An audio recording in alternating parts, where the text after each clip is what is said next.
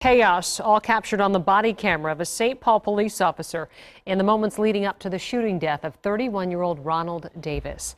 That video released today, giving us a look at what happened on September the 15th. The St. Paul police chief says the officer had no choice but to fire his weapon in the midst of a sudden and violent attack. Karen Scullen has been following the story for us all day long. She's live tonight in St. Paul. And Karen, Mayor Melvin Carter agreeing with the police chief on this.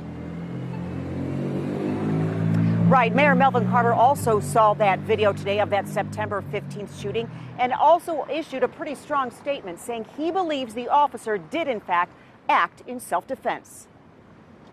There's no audio, but take a look. You see the jolt Officer Matson's car takes after Ronald Davis apparently rams his car into Matson's squad. Matson gets out of the car and seems surprised as Ronald Davis appears to be rushing toward him with a knife.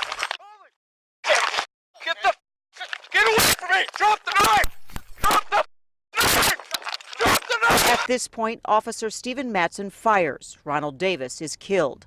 Today, following days of talk on social media and a protest, Chief Todd Axtell says enough. While I recognize the trauma that has been caused by a history of policing practices throughout our country that have disproportionately affected communities of color, I cannot stand by. I simply can't sleep at night, knowing that a good officer and all of our officers are being assailed by people who simply don't have the facts. And the chief was emotional when he said today the video clearly shows the shooting was self-defense. Mayor Melvin Carter agrees. Irresponsible accusations of murder, calculated cries of injustice, and threats made against one of my officers.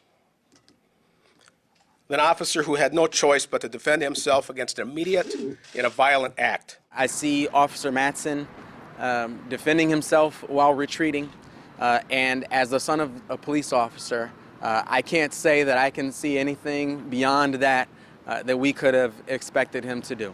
Chief Axtell says he is about trust, truth, and transparency, which is why he's releasing the video about a week after the shooting. But he is also clearly fighting back against outspoken critics. Wearing a badge does not automatically make you wrong, any more than standing in the street with a megaphone automatically makes you right. Now, in addition to the mayor, other people also saw that video today, including Ronald Davis's mother, the NAACP, and other community leaders. We're live in St. Paul. Karen Scullen, Fox 9.